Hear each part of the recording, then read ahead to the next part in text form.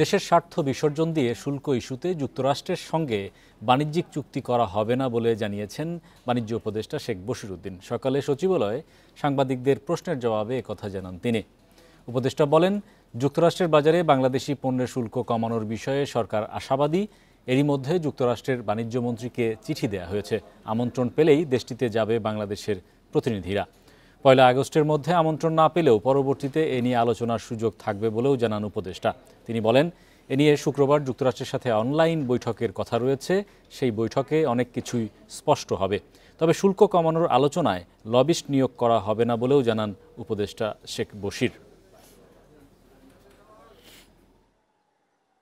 যুক্তরাষ্ট্র এবং আমরা এই বিষয়ে আমাদের কর্মকাণ্ড কোনো স্থবিরতা নেই। আমাদের কর্মকাণ্ড যথেষ্ট গতিশীলতার সাথে আগাচ্ছে এবং আমরা আমাদের অবস্থানগুলোকে সঠিকভাবে তুলে ধরেছি। সক্ষমতার ভিত্তিতে আমাদের যা করণীয় সেই তুলে ধরার পরিপ্রেক্ষিতে আমরা এখন ওনাদের থেকে যেটা বলেছে আমন্ত্রণের অপেক্ষায় আছে। আমন্ত্রণ পেলেই চলে যাব। যুক্তরাষ্ট্রের সাথে শুল্ক চুক্তির বিষয়ে প্রতিযোগী দেশগুলোর তুলনায় বাংলাদেশ পিছিয়ে পড়েছে। তবে অর্থনৈতিক সংস্কার শুরু হওয়ায় বিদেশি মুদ্রার রিজার্ভ ও বিনিময় হারে স্থিতিশীলতা ফিরছে। বৃহস্পতিবার পিআরআই-এর আলোচনায় বক্তারা এসব কথা বলেন। অনুষ্ঠানে বিএনপি নেতা মঈন খান বলেন, এনজিও ও কর্পোরেট পলিসি দিয়ে সরকার চালানো যায় না। বিদায়ী অর্থ বছরে লক্ষ্যমাত্রার তুলনায় ৯২,০০০ কোটি টাকা রাজস্ব আদায় কম হয়েছে। কর জিডিপির অনুপাত তলানিতে নামায় শিক্ষা, স্বাস্থ্যসহ নানা প্রয়োজনীয় খাতে সরকারের ব্যয়ের সক্ষমতা কমছে বলে মনে করেন গবেষকরা। এতে অর্থনৈতিক বৈষম্য বাড়ছে, কমছে দারিদ্র্য বিমোচনের গতি। পর্যবেক্ষকরা বলছেন, সমন্বয়হীনতায় গেল অর্থবছর বার্ষিক উন্নয়ন কর্মসূচি বাস্তবায়নের হার 5 দশকের সর্বনিম্ন। তবে প্রবাসী আয়, রপ্তানি সূচকে অর্থনীতি টিকে থাকার শক্তি পাচ্ছে। বেসরকারি গবেষণা প্রতিষ্ঠান পলিসি রিসার্চ ইনস্টিটিউটের মাসিক অর্থনৈতিক পর্যালোচনায় আলোচকরা বলেন, পোশাক খাতের 20% রপ্তানি হয় যুক্তরাষ্ট্রে। তাই বাজারটিতে টিকে থাকতে শুল্ক ইস্যুতে চুক্তি গুরুত্বপূর্ণ। আমাদের গার্মেন্টস ফুটওয়্যার সেক্টরে লেবার ইন্টেন্সিভ প্রোডাক্ট এবং আমাদের স্ট্রং কম্পারেটিভ অ্যাডভান্টেজ আছে এবং US market is a very large and expanding market. ওখানে আমাদের we need to get a good trade agreement, good trade deal. মূল্যস্ফীতি বলেন, রিজার্ভ সিচুয়েশন বলেন, এক্সচেঞ্জ রেট সিচুয়েশন বলেন, প্রত্যেকটা জিনিসই কিন্তু আগের থেকে বেটার স্টেবিলিটি অর্জন করেছে।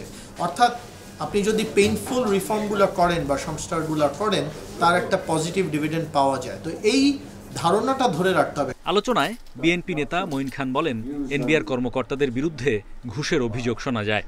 সেই সঙ্গে অর্থনীতির বড় অংশই এখনও অপ্রাতিষ্ঠানিক। এসব কারণেই রাজস্ব আয় বাড়ছে না। সম্প্রতি দেশে প্রথমবারের মতো ডলারের বিপরীতে টাকার মান বাড়তে দেখলাম। বাংলাদেশ ব্যাংক হস্তক্ষেপ করে আবার ডলারের দাম বাড়ালো। একটা আমদানি নির্ভর দেশে কেন এমন পদক্ষেপ নেওয়া হলো তা বোধগম্য নয়। দেশে সামাজিক স্থিতিশীলতা ফেরাতে সরকারের মধ্যে আস্থার পরিবেশ তৈরির তাগিদ দেন আলোচকরা। Hari Saha, independent news, Dhaka. যুক্তরাষ্ট্রের নতুন শুল্ক নীতি নিয়ে বাণিজ্য মন্ত্রণালয় কাজ করছে। আতঙ্কিত হওয়ার কিছু নেই বলে জানিয়েছেন শিল্প উপদেষ্টা আদিলুর রহমান খান। বৃহস্পতিবার রাজধানীর বসুন্ধরা আন্তর্জাতিক কনভেনশন সেন্টারে 9ম চামড়া ও চামড়াজাত পণ্য প্রদর্শনীর উদ্বোধনী অনুষ্ঠানে তিনি এসব কথা বলেন। এ সময় তিনি আরও বলেন, সরকার আলোচনা চালিয়ে যাচ্ছে, আশাবাদী যুক্তরাষ্ট্র ভালো সাড়া দিবে।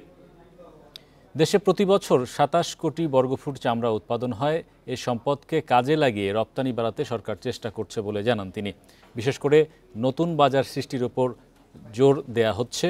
সাভার চামড়া শিল্প নগরীর সিটিপির মান আগের চেয়েও উন্নয়ন হয়েছে। তিনি আরও বলেন, প্রদর্শনীতে 14টি দেশের উদ্যোক্তারা অংশ নিচ্ছেন। এতে চামড়া খাতের পণ্য ও আধুনিক প্রযুক্তির প্রদর্শন হচ্ছে। সবার জন্য উন্মুক্ত 3 দিন ব্যাপী এ মেলা চলবে শনিবার পর্যন্ত, সকাল 10টা থেকে সন্ধ্যা 7টা পর্যন্ত।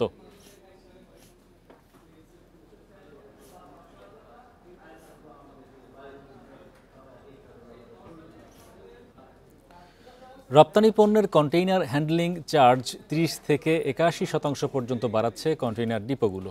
Bangladesh inland container depot association বিগডার এক বিজ্ঞপ্তিতে এসব কথা জানানো হয়েছে। বর্ধিত চার্জ ১ সেপ্টেম্বর থেকে কার্যকর হবে বলে জানিয়েছে সংস্থাটি। এদিকে পোশাক প্রস্তুত ও রপ্তানিকারকদের শীর্ষ সংগঠন Bangladesh garments manufacturers and exporters association BGMEA বলছে, চার্জ বৃদ্ধির ফলে বড় ধরনের চাপ সৃষ্টি হবে রপ্তানিমুখী শিল্পে। ব্যবসায়ীরা বলছেন, ডিপো মালিকরা আলোচনা না করেই সিদ্ধান্ত নিয়েছেন। একতরফা চার্জ বৃদ্ধির এই সিদ্ধান্ত রপ্তানি খাতের জন্য অশনি সংকেত বলেও মন্তব্য করেন তারা। সংশ্লিষ্টরা জানান, এই মুহূর্তে যুক্তরাষ্ট্রের বাজারে টিকে থাকাই রপ্তানিকারকদের জন্য চ্যালেঞ্জ। বাড়তি শুল্কের চাপের সাথে স্থানীয় চার্জ বৃদ্ধি অস্তিত্ব সংকটে ফেলবে বলে মনে করছেন শিল্প মালিকরা। জাতীয় বেতন স্কেলের আওতাভুক্ত সব সরকারি কর্মকর্তা এবং কর্মচারীদের জন্য নতুন পে কমিশন গঠন করেছে উপদেষ্টা পরিষদ।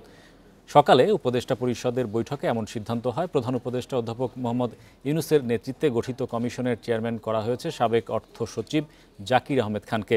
আগামী ৬ মাসের মধ্যে তাদের প্রতিবেদন জমা দেবে কমিশন। নতুন কমিশনের লক্ষ্য হল মূল্যস্ফীতি ও জীবনযাত্রার ব্যয় বিবেচনায় একটি সময়োপযোগী ও বৈষম্যহীন বেতন কাঠামো সুপারিশ দেয়া। এর আগে ২০১৫ সালে ৮ম জাতীয় বেতন স্কেল প্রবর্তিত হয়।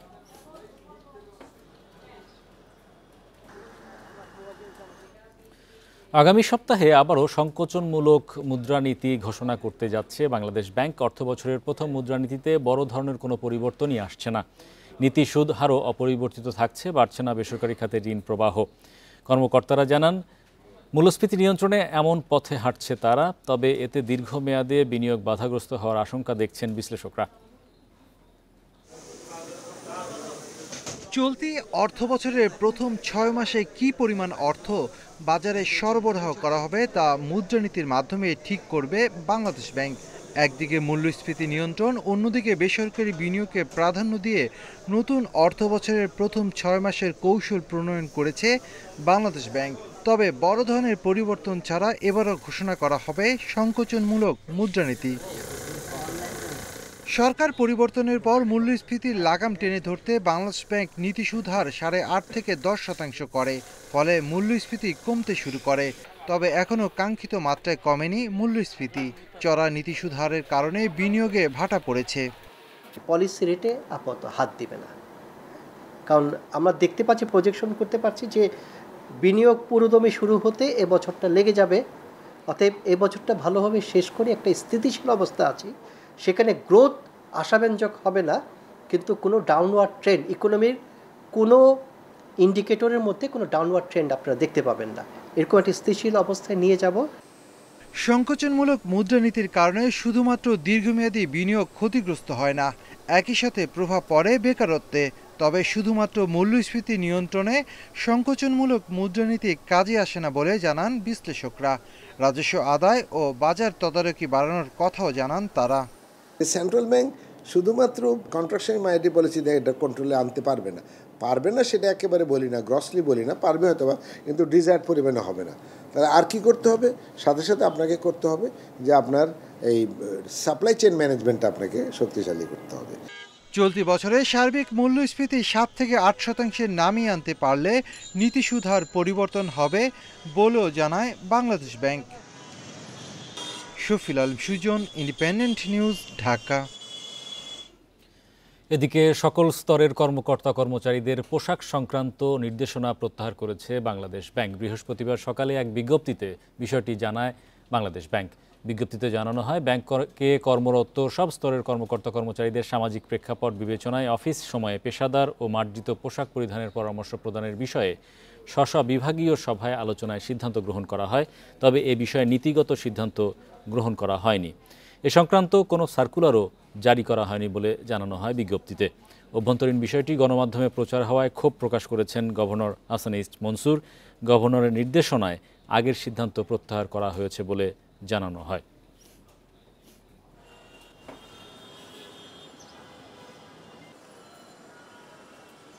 এই সিদ্ধান্তের সাথে কিন্তু গভর্নর মহোদয়ের সম্পৃক্ততা নাই, কারণ উনি তো জানেন দেশের বাইরে আছেন, উনি জানেও না বিষয়টা। আর যেহেতু এটা কোনো সার্কুলার না, আমরাও প্রাথমিকভাবে ওইটাকে খুব একটা গুরুত্ব দিইনি। কিন্তু এটা যে একটা অবিবেচনাপ্রসূত একটা সিদ্ধান্ত ছিল আমাদের, এটা আমরা রিয়েলাইজ করতে পারি যখন দেখি যে অনেকের কাছ থেকে এটা একটা নেগেটিভ ফিডব্যাক পাচ্ছি। গত অর্থবছরে বার্ষিক উন্নয়ন কর্মসূচি এডিপি বাস্তবায়ন হয়েছে মাত্র ৬৭%। এডিপি বাস্তবায়নের এ হার স্মরণকালের সর্বনিম্ন। এর আগের অর্থবছরে এডিপি বাস্তবায়ন হার ছিল ৮০.৬৩%। বাস্তবায়ন পরিবীক্ষণ ও মূল্যায়ন বিভাগ আইএমইডির হালনাগাদ প্রতিবেদনে এমন তথ্য জানা গেছে, যেখানে দেখা যায় গত অর্থবছর বিভিন্ন উন্নয়ন প্রকল্পে ব্যয় হয়েছে ১,৫৩,৪৫০ কোটি টাকা, কিন্তু বিদায়ী অর্থবছর সংস্থার নিজস্ব তহবিল সহ সংশোধিত এডিপিতে বরাদ্দ রাখা হয় ২,২৬,১৬৪ কোটি টাকা। গত ৫ অর্থবছরের মধ্যে ২০২১-২২ অর্থবছর সর্বোচ্চ প্রায় ৯৩% এডিপি বাস্তবায়ন হয়। অপ্রয়োজনীয় প্রকল্প বাদ দেয়া, অপচয় রোধ সহ নানা কারণেই বিদায়ী অর্থবছর এডিপি বাস্তবায়ন কমেছে বলে মনে করছেন সংশ্লিষ্টরা।